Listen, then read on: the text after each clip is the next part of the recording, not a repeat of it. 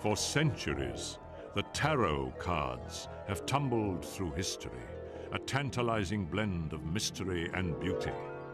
Packed with potent images and ancient symbols, these cards have predicted the rise and fall of kings and empires. Linked to the most ancient mystical systems, the tarot cards' origins are as mysterious as the source of their powers. How can a pack of cards probe the past and unlock the secrets of the future? And how do tarot readers use the extraordinary images on the cards to unravel our deepest, darkest concerns? The tarot is more than a set of beautiful cards. It's a system of divination, a way to reveal the unknown. Penetrating mystery and deception, it answers questions about the past and the present and hints at what is to come. Millions of people have discovered for themselves the uncanny power of the tarot. Among them was Jean-Baptiste Bernadotte, general to the Emperor Napoleon.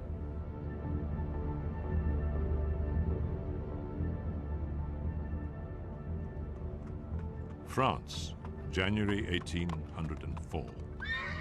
Bernadotte arrived at the house of celebrated tarot reader Mademoiselle Lenormand.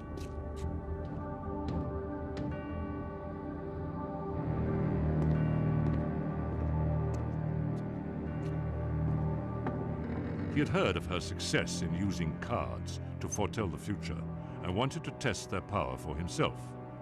Pretending to be a businessman, Bernadotte asked Lenormand to predict the outcome of a fictitious commercial venture. As she did with all her clients, she told him to shuffle the cards and concentrate on the question he was asking.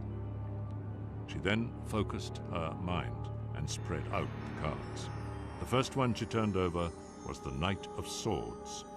She told Bernadotte that he was no businessman, but a high-ranking military officer. The cards had seen through his disguise. You are not only of high rank, she told him, you are connected to one who will be made emperor. The third card was the King of Swords, and you yourself will one day be a great king. The last card was death.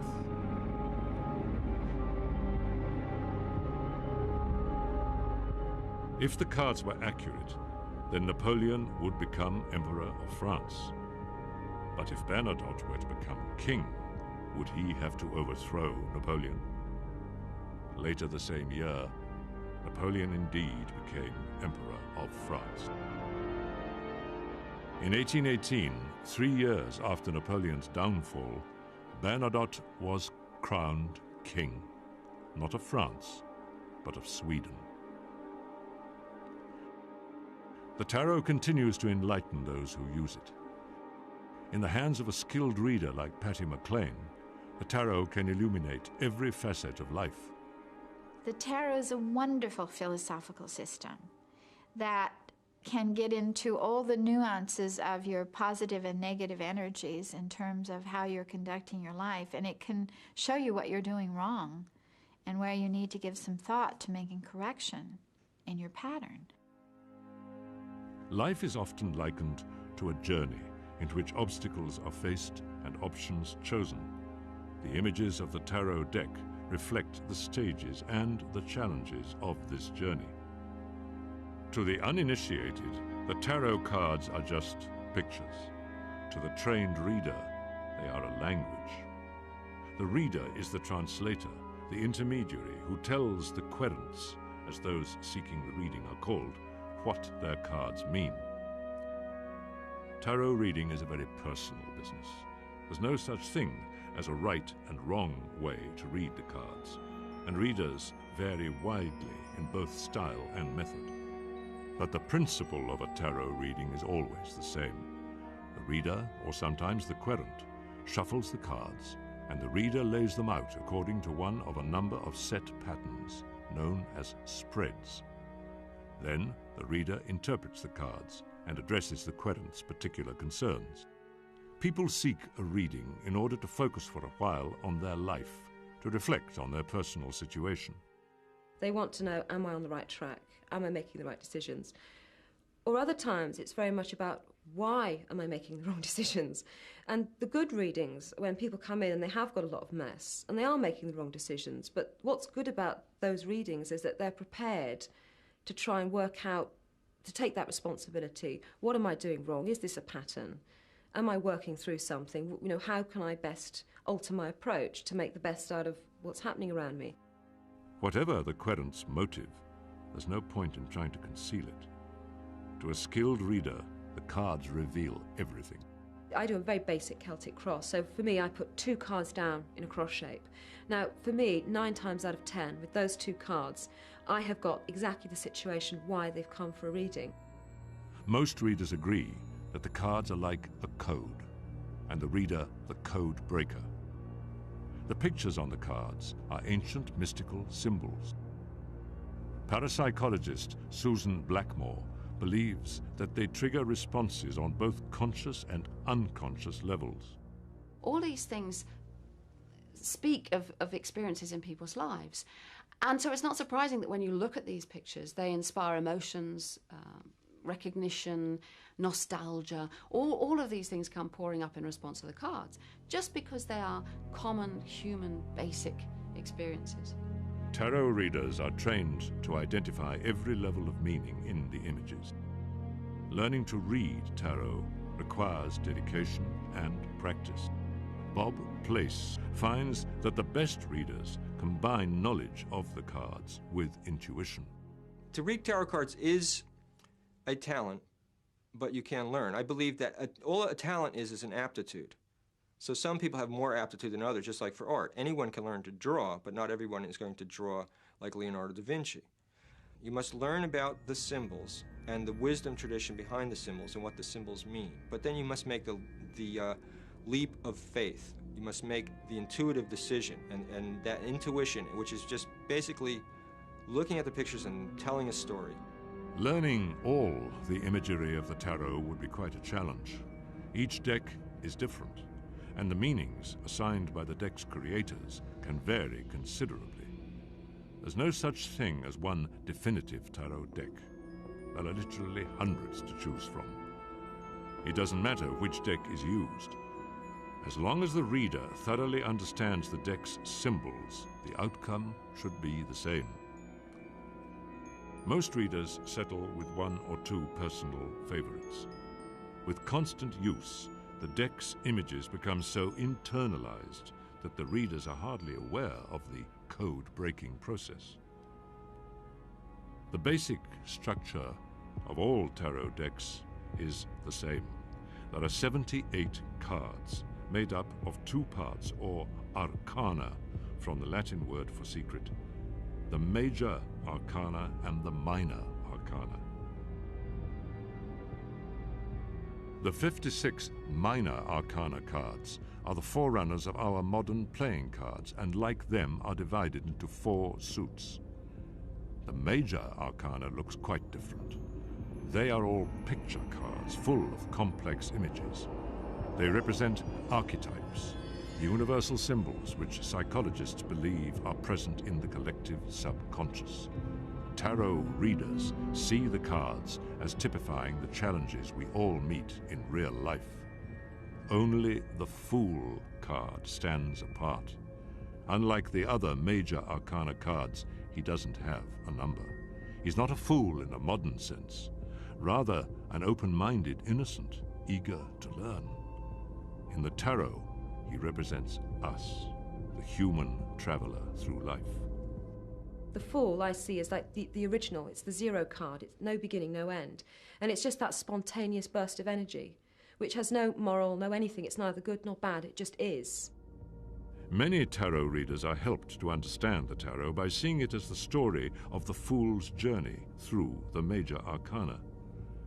The remaining cards are numbered 1 to 21, and they can be seen in order as staging posts through which the Fool passes on his allegorical journey from birth to enlightenment.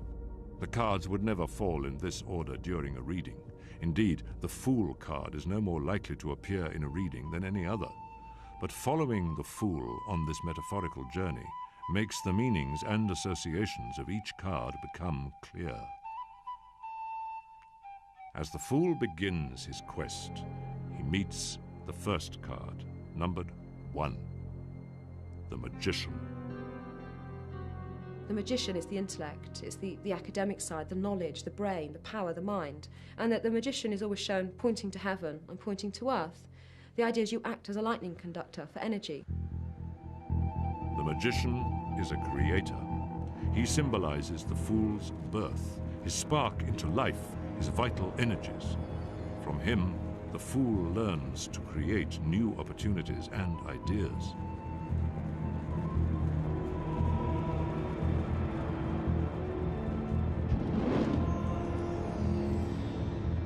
When the Magician card appears in a reading, it means that the querent must be ingenious and creative in dealing with his problems.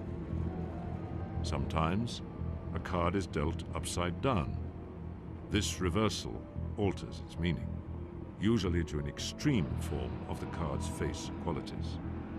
If the Magician, for example, is dealt reversed, it suggests cunning, trickery, or outright deception.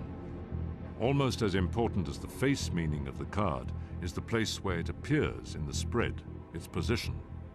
In the most simple spreads, the position determines what point in time the card refers to. When you do a 3-card spread, you get the client to shuffle the cards, and then you slap them into 3 piles. And I take it that the left-hand pile represents the past, the middle pile is the present situation, and the third, obviously, how it's progressing into the future. If you need more clarification on the spread, you literally just take from the relevant pile with each card to sort of elucidate what past influence is. And again, they're usually very immediate readings. For some readers, the position of a card in the larger spreads also determines which aspect of the querent's life the card is describing. There's a money position, there's a romance position, there's father and mother and marriage, and there's travel, and there's, you know, your career. So there's all these positions, and as the cards come up, you limit them to their position, and that gives you a much more precise reading, in my opinion. Watching tarot readers interpreting their cards, it's easy to imagine this ancient art being handed down from the earliest civilizations. But the history of the tarot is blurred and unclear. It's almost as mysterious as the images themselves. The mystical symbols so common on the tarot cards suggest a connection to the ancient civilizations of the East. 19th century admirers of the tarot assumed that the cards had originated there and filtered into Europe with the first trade and travel contacts between East and West.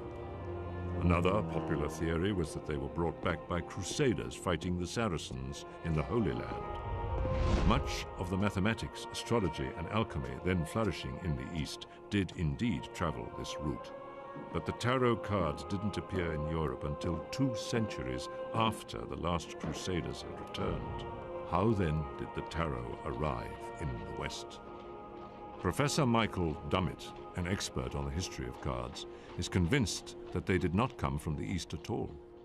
It's quite certain that tarot cards originated in northern Italy in the early 15th century.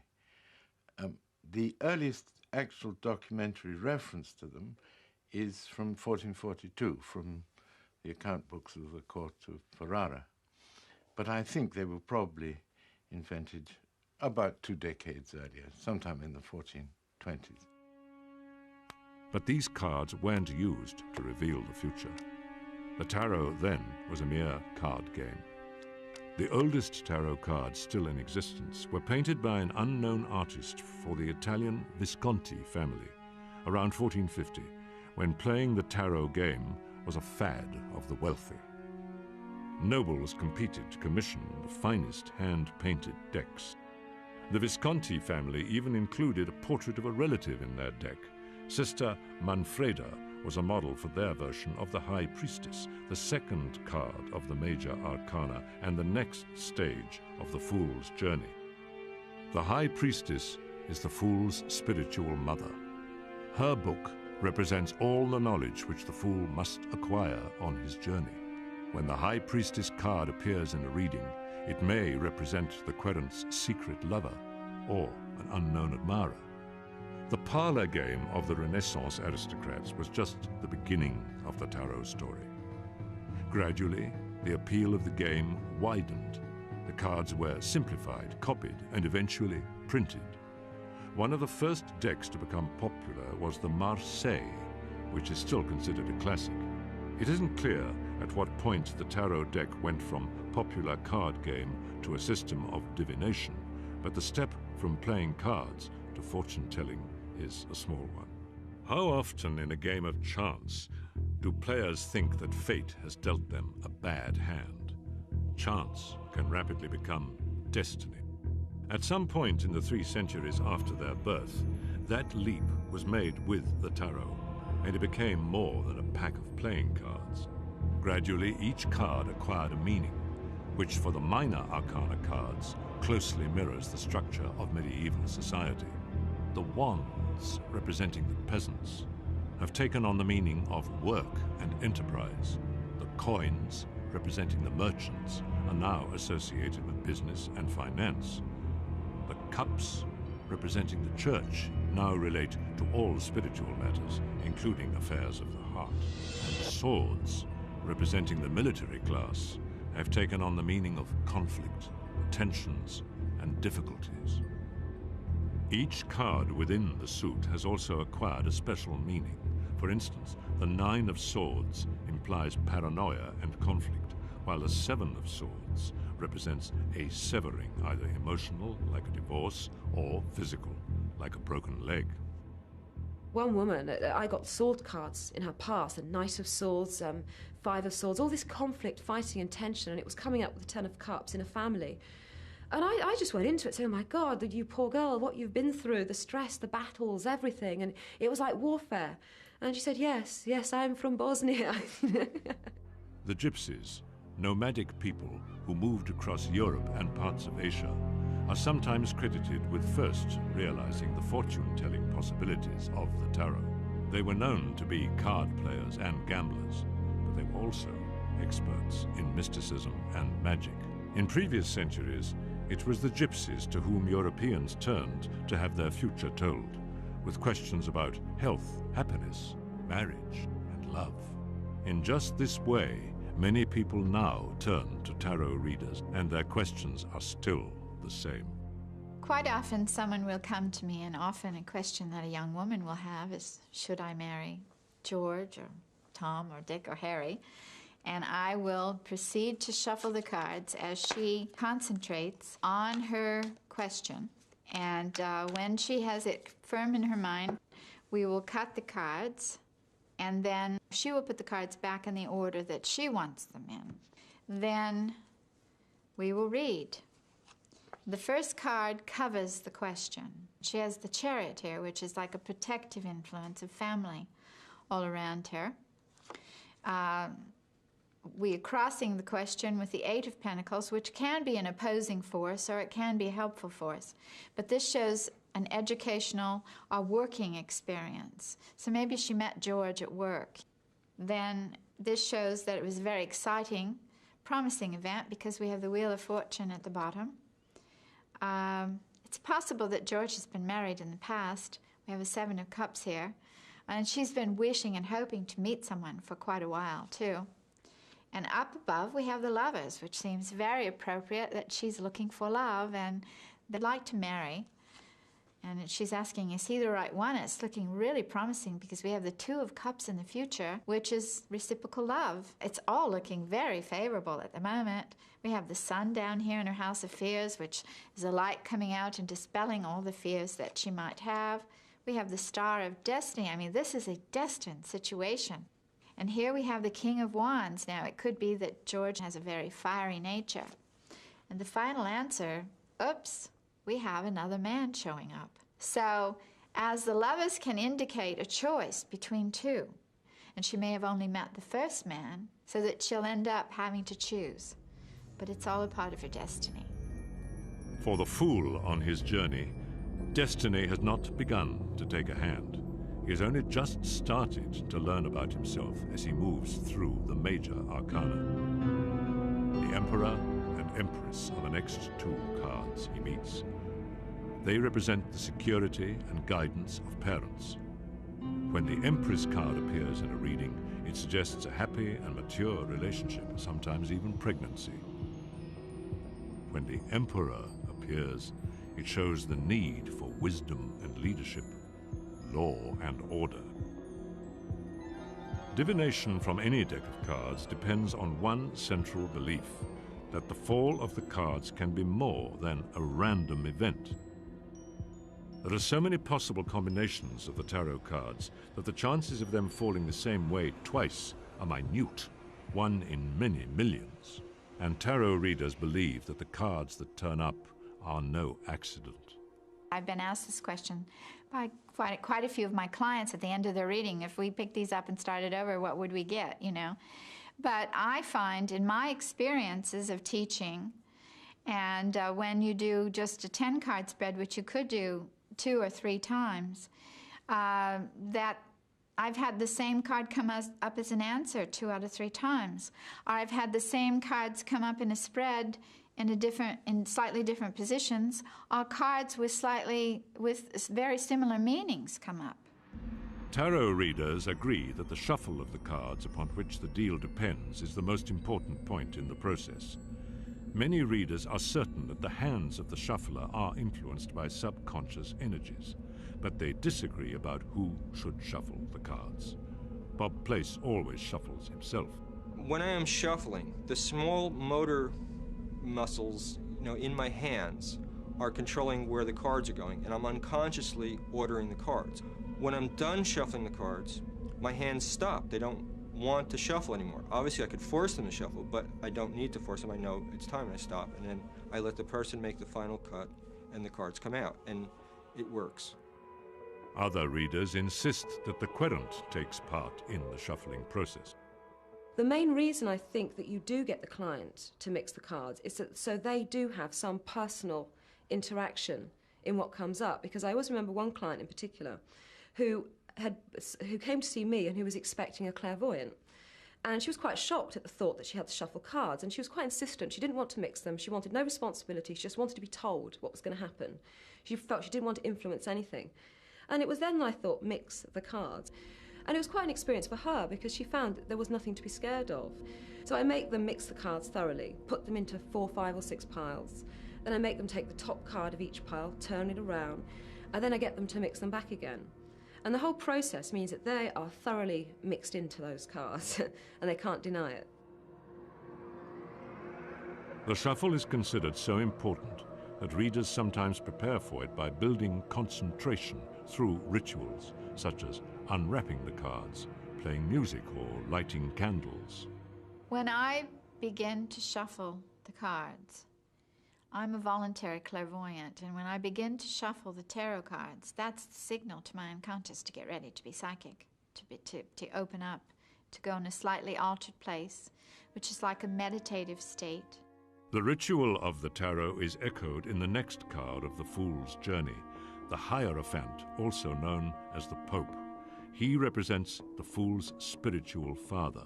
From him, the Fool learns humility and compassion. When the Pope card appears in a reading, it can signify someone who is greatly respected by the querent. Real-life popes have taken an unfavorable view of the tarot. The 15th and 16th century church suppressed any suggestion of a power not ratified by Christianity. Declared dangerous and heretical, tarot cards were banned and systematically burnt wherever they were found. The tarot went underground. It was to remain hidden for some 200 years until a chance meeting propelled it once more out of obscurity. In the late 1770s, a French clergyman called Antoine Cour de Gebelin came upon some travelers playing cards. He was intrigued and delighted by their deck.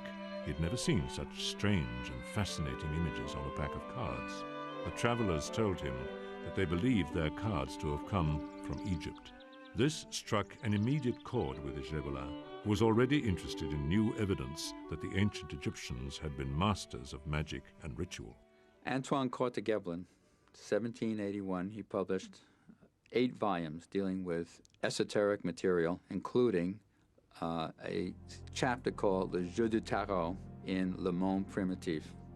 And he had the idea that the Egyptian temples and the libraries, which were destroyed in Egypt, were now really a reincarnation in the tarot cards. And here were the 78 pages from those libraries that you could see if you looked at every one of the tarot cards. Gébelin began working on the cards, deciphering their meaning, and claiming in his book that the cards came from a lost Egyptian magical handbook, the Book of Thoth. The Egyptian connection was a potent one. There is even a Book of Thoth deck, but Gébelin's conclusions may have been hasty. Many of the tarot readers talk about the Book of Thoth, this supposedly mystical book that has a lot of power in it and gives you information about things that you're not supposed to know. There are books that had occult powers, that had magical powers for the Egyptians. But a specific Book of Thoth, we don't have. Whether Gébelin was right or wrong, his book was extremely influential. Within 2 years of the publication of Cour de Gébelin's theories, a man called Aliette, who reversed his name to Eteia, and had various occupations, but in the past he had been a professional fortune teller, and he became one again, only this time using the tarot pack.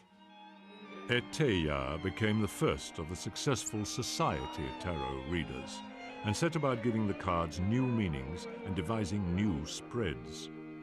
The spread he is best known for is the Great Figure of Destiny. One of the largest spreads ever devised, it is still in use.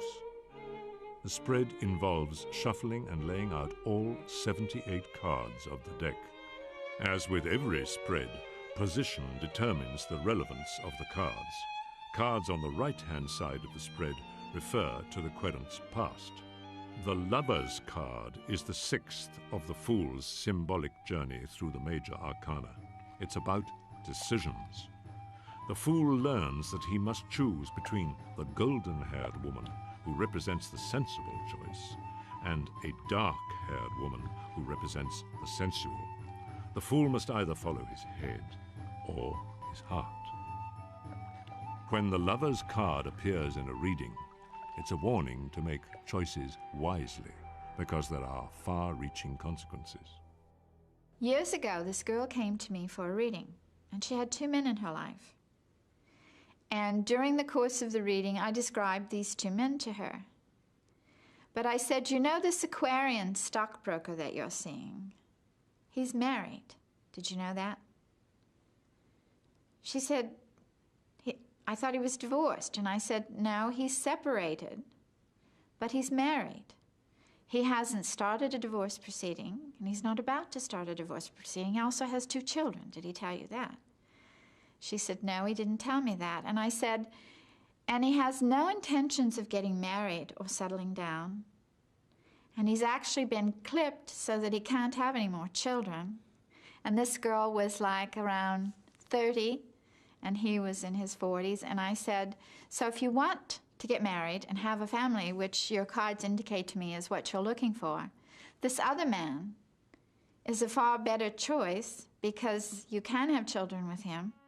Here, in the Great Figure of Destiny, the Lover's card refers to decisions in the past. The querent's present life is shown in the uppermost cards in the spread. The Chariot card is the one the Fool meets at the 7th stage of his journey. It's one of the most turbulent cards of the tarot, with 2 beasts pulling in different directions. The Fool feels the inner turmoil of opposing desires. He cannot progress until his own conflicts are resolved. Readers are never surprised to find the Chariot in a spread, since it indicates the kind of tensions that would typically prompt the querent to seek a reading. On the left of the Figure of Destiny lie the cards which point to the future. Justice is the 8th card of the Fool's journey. It suggests solutions for his dilemmas. He learns the value of wisdom, reason, and considered argument. When justice appears in a spread, it can indicate legal solutions, which may not be as straightforward as they seem. For instance, one guy I did a reading for, he was going through a really messy divorce, really messy, and I just kept feeling, I couldn't quite work out why, but I kept saying, you've got to really keep your present relationship under wraps. You know, don't let your wife know, she'll use that as ammunition. And it felt, I don't know why, I kept feeling like telling him, just be really, really careful.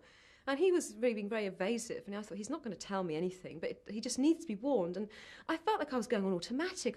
My mouth kept saying, just be careful, be careful. And when he came to the end of the reading, he said, oh, could I just ask a question about the new relationship? And I thought, fine. He took 3 cards, and I thought, oh, that's why. It was the Emperor card there with the Ace of Cups. Like, he was basically having an affair with his male boss, and at the moment he was going through a divorce, and I just thought, well, if his present wife got to know that he'd actually run off with another guy, she'd take him to the cleaners.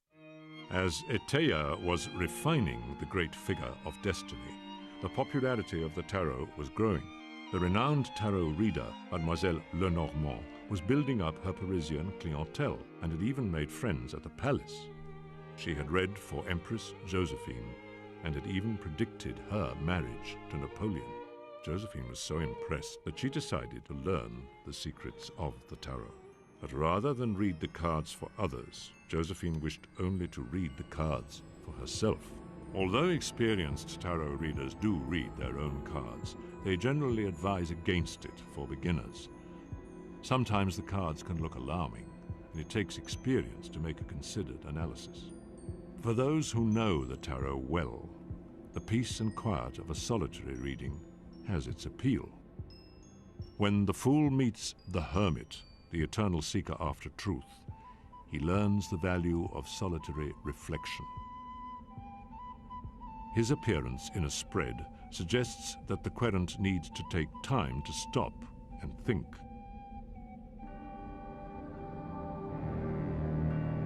Tarot readers find that there are times when they too must pause and consider, when they see bad news in the cards.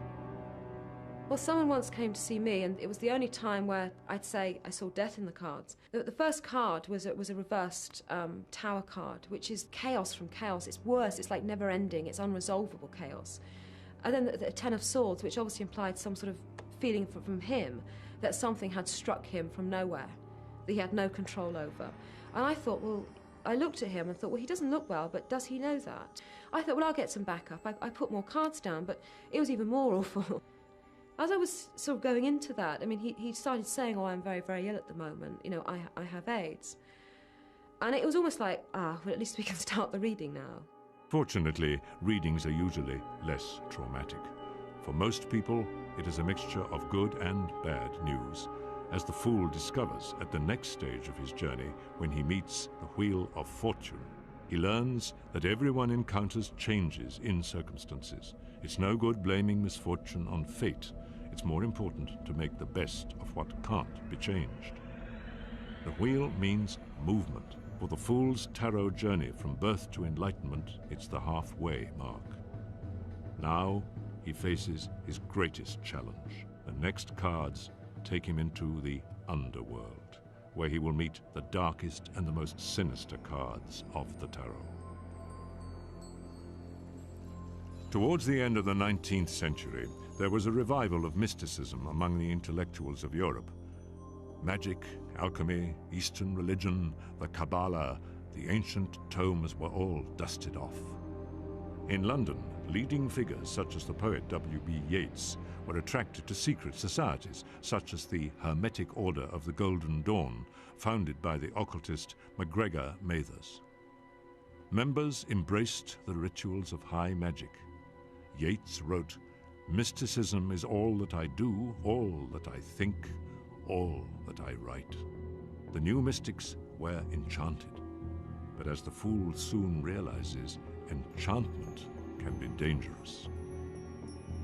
The enchantress, whom the fool meets next on his journey, represents a powerful force. Indeed, the card is often known as strength. Her personal charm is considerable, and the fool learns that self-discipline is vital. In a tarot reading, the card sounds a warning, a call to self-control and restraint. qualities which later proved to be lacking in some members of the Golden Dawn movement. As they continued their studies, the Golden Dawn scholars realized that the most potent symbols of the ancient mystical systems had been unified in the tarot. There were parallels between the tarot journey, the tree of life of the Kabbalah, and the alchemical path to the Philosopher's Stone. They set out to refine and explain the tarot, and to bring together all their ideas in a new and even more powerful deck. We know about the order today thanks to Pamela Coleman Smith. She was an artist that worked with Arthur Edward Waite to produce what was called the rectified tarot deck. She was known as Pixie to her friends. Around 1903, she joined the Secret Order of the Golden Dawn, and she began to paint visions that came to her while listening to music by Beethoven, Bach, Chopin, Debussy. In 1909, she undertook for a very small payment to do a series of 78 cards known as the Rider-Waite Tarot deck. It was a big job, but very little pay. Were it not for this particular deck, Pamela would not be known today. Instead, there are millions of her decks sold, and she's become very well known. What Pamela did was she actually had a picture on every pip card. For example, the Ten of Swords has a man lying flat with 10 swords into his body, showing how a disaster is going to occur. That's a much easier card to read than to just see 10 crossed swords, as it was done in the Tarot Marseille deck. But even as the famous deck was being created, the idealism which marked the birth of the Golden Dawn was fading. By 1905, the founders had deep differences about the interpretation of mysticism. The 12th card on the Fool's Journey, the Hanged Man, is about just this sort of disillusionment. It teaches the fool to question values and search for new solutions when things no longer make sense.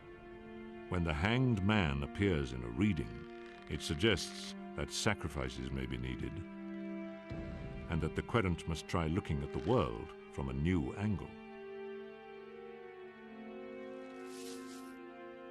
There was new thinking at the Order of the Golden Dawn, but it proved misguided.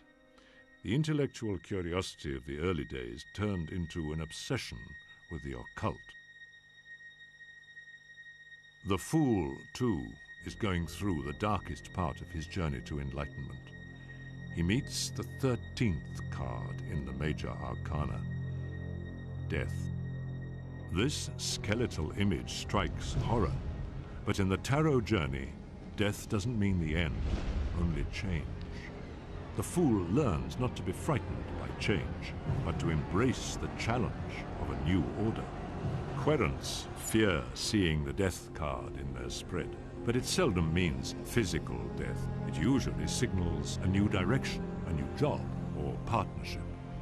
With death behind him, the fool encounters the 14th card, Temperance, representing the balance of heart and mind, which he needs to thread his way through the temptations of the underworld. Reversed, the Temperance card takes on a special meaning for business. It suggests conflicts of interest. Lily Gain was once consulted by a businessman who was being swindled by his partner. Yeah, I've actually had a guy who came in and I did readings for him, and it's quite clear that his business partnership was really needed to be dissolved. It seemed like the guy was the accountant, King of Pentacles reversed a lot. The guy was basically swallowing up the money. And really it just felt that independence, he kept coming through as the magician, he needed to be as independent as possible in his business. And I was trying to do cards on it, and I kept thinking, he's got some funny ideas. I said, there is an orthodox way you can do this, you know. You don't have to sort of be dirty or do fiddles or anything. He said, you can just get rid of this guy. And then at that point, he took the tape off and said, that's why I'm here. I need to know, how far can I get away with being really evil? Basically, he was planning to bump the guy off. And he wanted to know if he'd get away with murdering him. The darker side of human nature emerged in the history of the tarot with a member of the Golden Dawn, Aleister Crowley, creator of the Book of Thoth tarot deck.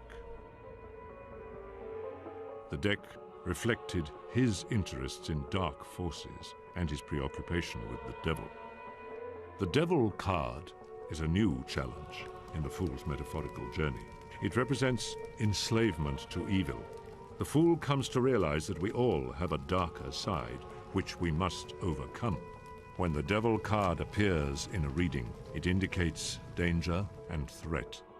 Years ago, I read for a Playboy bunny who happened to be a friend of actress Sharon Tate. And a month before the Tate murders, I read for her, and she got the devil and the tower and the 9 of swords and the 10 of swords. And I began to tune into them, and I said, there's going to be a murder, and it's going to involve more than one person, and there is something satanic about it, and there's drugs, and there's alcohol, there's guns and knives, and I started feeling sick to my stomach. And I said, I can't talk about this anymore because it's making me ill. There is one further test for the fool if he is to reach fulfillment. The next card he meets is the Tower of Destruction. It represents the shattering of old illusions, a period of momentous change. The fool is forced to seek new philosophies upon which to rebuild. In readings, the tower can point to disaster, distress, and financial ruin. Strengthened by his trials, the fool emerges from the dark part of his journey. At last, he sees a glimmer of hope with the next card in the major arcana, the Star. In a reading, the appearance of the Star card suggests altered prospects, new opportunities, a new start. For the Tarot, too, a fresh start is on the way. For the first time in its history, the Tarot reached across the Atlantic. In the 60s, the life-enhancing aspects of Eastern mysticism rose to popularity of peace and love. The spirit of the age brought with it a renewed interest in lost and forgotten arts, including the tarot. Stuart Kaplan was on a trip to Europe when he first came across the tarot pack. I went there and found a tarot deck. I had no idea what it was. It seemed interesting. I brought it back. I went to a store in New York City. They bought 100 copies, and in the first year, I sold 200,000 copies of the 1JJ tarot deck. Since then, Kaplan has sold millions of cards. He has commissioned dozens of new decks, each one retaining the powerful symbolism of the traditional cards. One of the most familiar of all the ancient images in the tarot is the moon, the next card of the fool's journey. The moon is the card of intuition. Contemplating it, the fool discovers the sensitive side of his nature. In a reading, the moon card represents dreams and inspiration. Many tarot readers recommend quiet contemplation of the cards. I think the positive value of tarot cards lies in how you can help yourself to understand yourself by looking at those pictures. I mean, the really striking cards, some of the major arcana, really can be looked into for a long, long time. I mean, you can use them to meditate. Meditators often choose positive cards, and one of the most uplifting is the Sun. When the fool meets this, the brightest card in his journey, he gains optimism and joy. In a reading, the card is equally positive, suggesting contentment, a happy marriage, and a successful outcome for plans and business ventures. The positive emphasis which the 60s brought to mysticism has given a new slant to the tarot. Now tarot readers regard the cards as a healing resource, an aid in counseling and therapy. They see the readings as offering help. The reason people come back once they've had a reading from me is they've found that the readings are healing. They're not just telling them what's happening in their life, what's likely to happen in the future, but they're empowering them, they're healing them, they're helping them understand why it's happening, what things they need to let go of, what things they need to embrace to be able to go on with their lives. The fool is nearing the end of his journey through the major arcana. As he approaches his goal, he encounters the Judgment card. It's a day of reckoning, but it offers the chance of redemption. In a reading, the Judgment card indicates an opportunity for assessment or a time of testing. The tarot has had its share of testing, too. Parapsychologist Sue Blackmore, fascinated by the accuracy of her tarot readings, decided to see if there really was magic in the cards. I had 10 people and an assistant. I asked the assistant to get each of the 10 people to sit down with her and shuffle the cards and lay them out in exactly the way I would normally do. She would then just take the cards from them, write down the top 10 cards, and make a list of all those card orders and give it to me, coded so I didn't know which was which. I then sat down, imagined the person was in front of me, went through all the shuffling and laying out again, but laid out the ones she told me, and did a reading on that basis, and I wrote down all the 10 readings, and then gave all the 10 readings written down back to the 10 people and asked them if they could pick their own. Well, if tarot works in the way that it's usually claimed, that is, it really does relate to the person who's shuffled the cards, then they ought to be able to have picked their own much more often than you'd expect by chance. And they couldn't. But Sue Blackmore's tests were not conducted in the same way as a normal tarot reading. The big difference is I was not sitting there looking at the person. And that, to my mind, is what you need. You need to be there with the person, getting the feedback, having all the psychological communication. What's really going on in a tarot reading is not directly to do with the cards. The cards are more facilitators, if you like. What's really going on is between the people. It's psychology, it's not magic. Many people believe that a successful tarot reading is dependent simply on the reader's psychological skill. What it may be is simply as a psychological crutch for the reader. That is, the cards don't have the magic. It's, in a sense, the reader that has the magic. He's got all kinds of information in his brain. He sees people. He can size them up. He can tell what kind of person they are. He can tell if he's nervous, if he's this. He can tell if he might be successful, if he's a winner or a loser. But most tarot readers would disagree with this view. Their experience tells them that it's the cards that determine the reading. When I first started doing readings, it was the one thing that used to freak me out. I knew when I did my own cards, the cards were very relevant. And when I did people that I knew, but then when you do people you know, you think, well, is it just because I know them that I'm making that sense? I know the situation in their life. But when you've done hundreds of total strangers and you're just going by the cards, and it's always particularly relevant to them, I don't know. There's a consensus that even given the accuracy of the cards, the sensitivity of the reader is crucial. It's like a mirror reflection of what you're thinking, what you would like to think, or what vibrations you're picking up. And the cards allow you the catalyst to relate that in a verbal story. It's a visual image that you can verbalize. At last, the fool has reached the end of his travels. He meets the World card, symbolizing completion, self-fulfillment, and true enlightenment. The fool has reached his goal. He's learned from all the stages of his journey and passed every test.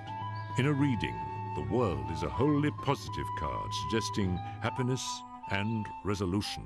It symbolizes full knowledge and finally, comprehension.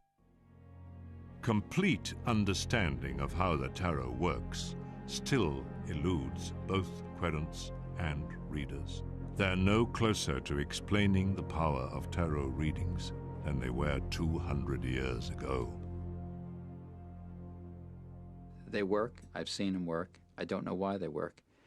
What probably appeals to me most is that they're as mysterious as the cards themselves. Why it happens, why I can do a reading, why the readings make sense. I don't understand it. Most people don't understand it. But the people who do it find that it works. It's enough intuitive nature in the cards and the allegorical imagery that can combine to form a story.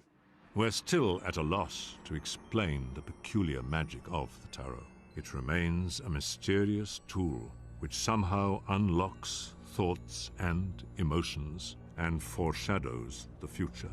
But for those who use the tarot and live with it, there's no denying it. It's all in the cards. you.